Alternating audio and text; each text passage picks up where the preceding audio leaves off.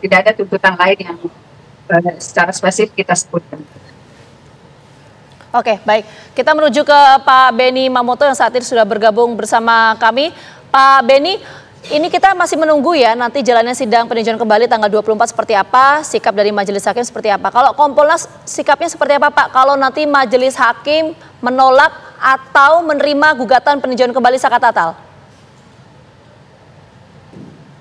Ya, yang pertama tentunya kami dari Kompolnas mengapresiasi upaya penasihat hukum untuk mengajukan PK ya. Kenapa? Karena perkembangan yang terjadi sekarang ini kan banyak saksi-saksi, banyak terpidana yang kemudian mencabut keterangannya. Terlepas dari alasannya apa, motivasinya apa. Kemudian kita juga tahu bahwa sesungguhnya putusan ini sudah inkrah, sudah pernah diajukan gerasi. Nah, oleh sebab itu, dengan upaya PK ini diharapkan kalau nanti bukti-bukti diajukan ke pengadilan dan hakim menyatakan bahwa itu novum, ini tentunya akan berkontribusi nanti pada saat proses penyidikan lanjutan untuk menuntaskan kasus ini. Oke, artinya itu kalau misalnya dikabulkan, kalau ditolak bagaimana Pak opsinya? Sikap dari Kompolnas bagaimana? Ya, kalau ditolak kan kembali pada putusan semula yang sudah inkrah tadi. Baik, lalu upaya apa yang harus dilakukan pihak kepolisian kalau misalnya sampai diterima PK dari Saka Tatal ini? Apa yang harus dilakukan pihak kepolisian untuk mencari tersangka dari pembunuh Vina dan Eki ini? Ya, yang pertama kami menyarankan agar penyidik tidak buru-buru ya, karena tidak ada terikat masa penahanan dan sebagainya, agar secermat mungkin kalau perlu menelusuri kembali sejak awal, jadi nanti bisa bersinergi dengan pengawas internal yang sudah melakukan audit investigasi, temuannya apa, sehingga nanti ketika melangkah membuka kembali penyidikan ini sudah cermat dan akurat. Nah, adanya PK ini baru satu. Kita mendengar bahwa terpidana yang lain juga akan mengajukan. Nah, diharapkan ketika nanti PK-PK tadi ada novum-novum, ada saksi-saksi baru yang sebelumnya belum diperiksa, kemudian ada korelasinya dengan penguatan pembuktian, ini tentunya akan membantu proses penyidikan ke depan. Seperti itu. Oke, baik, kita menuju ke Pak Nasrullah. Pak Nasrullah, kalau kita bicara soal bukti itu kan ada keterangan sejumlah saksi dan juga dokumen dan lain sebagainya. Tapi strata paling tinggi dalam kacamata hukum itu apa, Pak? Apakah keterangan saksi atau bentuk dokumen? Jadi gini, beda dengan hukum perdata. Dalam hukum pidana, 5 alat bukti yang disebut surat, keterangan saksi, keterangan ahli, surat, petunjuk dan keterangan terdakwa, tidak ada yang satu lebih kuat dari yang lain. Semua itu akhirnya disaring oleh keyakinan hakim.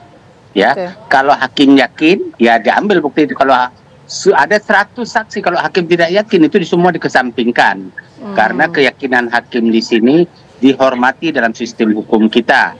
Nah, kemudian saya ingin katakan bahwa tadi kan ada pertanyaan diajukan, ini nanti apa polisi akan hadir di persidangan PK? Para pihak di dalam kasus PK bukan polisi, tetapi terpidana dan kuasa hukumnya atau ahli warisnya, dan ke lembaga kejaksaan, juga bukan penuntut umum, tapi lembaga kejaksaan. Kalau dibilang penuntut umum adalah jaksa yang dulu menuntut perkara ini tidak. Tidak harus jaksa yang menuntut perkara itu, tetapi lembaga kejaksaan mewakili negara. Nah, kemudian sidang PK ini ada 2 tahap. Tahap awalnya disidangkan di pengadilan negeri untuk memeriksa bukti-bukti itu. Karena tidak mungkin PK itu, bukti-bukti itu diperiksa di Mahkamah Agung. Tidak. Jadi kalau harus hadir saksi, ahli dibawa ke Mahkamah Agung, di hakim PK, nggak mungkin, meledak itu nanti PK-nya. Makanya diperiksa semua bukti-bukti yang diajukan oleh para pihak di pengadilan negeri setempat. Nah, nanti Hakim pengadilan negeri setelah mendengar bukti-bukti, syarat-syarat saksi-saksi yang diajukan, terpenuhi syarat formil material terhadap bukti-bukti yang diajukan, baru rekap dari itu nanti ya yang tertuang di dalam berita acara persidangan dikirim ke Mahkamah Agung melengkapi dokumen bukti dokumen risalah PK dari terpidana atau kuasa hukum. Nah, sekarang saya sedikit ingin jelaskan bahwa bukti yang disebut bukti baru atau novum itu bukan berarti bahwa dia boleh diulang. Bukti baru itu adalah saksi, keterangan saksi atau ahli atau surat atau keterangan terpidana yang sebelumnya belum dibunyikan. Kalau pengulangan persis seperti pengulangan ansih itu dia tidak termasuk bukti baru. Nah, bisa saja saksi yang baru itu dia mencabut keterangan yang lama, diberikan keterangan yang baru, itu di bawah sumpah. Nah, hakim tetap akan menilai ini adalah suatu rekayasa atau bukan. Nah, tadi ada pertanyaan kepada Pak Beni yang mengatakan ini apa yang harus dilakukan oleh polisi. Saya salut dengan pertanyaan Anda itu karena apa? Bukan dalam konteks melawan PK, tetapi ya kalau nanti ini kita bicara kalau diterima PK, berarti kan tidak ada, padahal ada korban sudah meninggal, berarti terpidana nggak ada.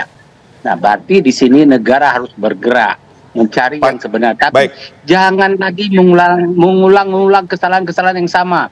Capek nanti Pak Beni jadi bemper melulu. Beliau kan akhirnya selama ini bagaimanapun Kompolnas seharusnya berdiri tegak lurus. Tapi di sisi lain nggak mungkin beliau tidak menjaga kepentingan institusi. Kita semua juga menjaga kepentingan institusi kepolisian. Jangan hancur kayak begini nih.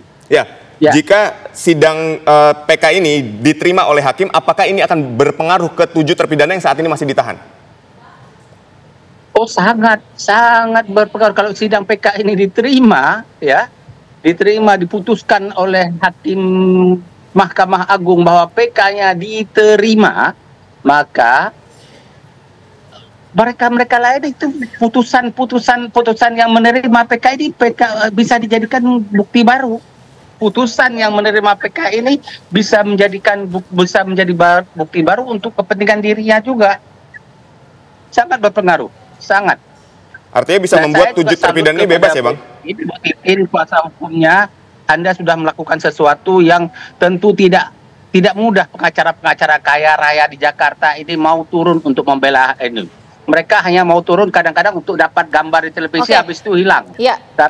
Saya salut Anda berjuang. Tapi saya juga mengharapkan kepada Anda, tegakkan hukum dengan yang benar. Jangan hanya memenangkan perkara, lihat yang seadil-adilnya sebenar-benarnya. Perjuangan harus dilakukan, tapi dengan niat menegakkan kebenaran dan keadilan. Bukan hanya memenangkan perkara. Maaf Bu Titin ya, saya harus menyampaikan itu juga.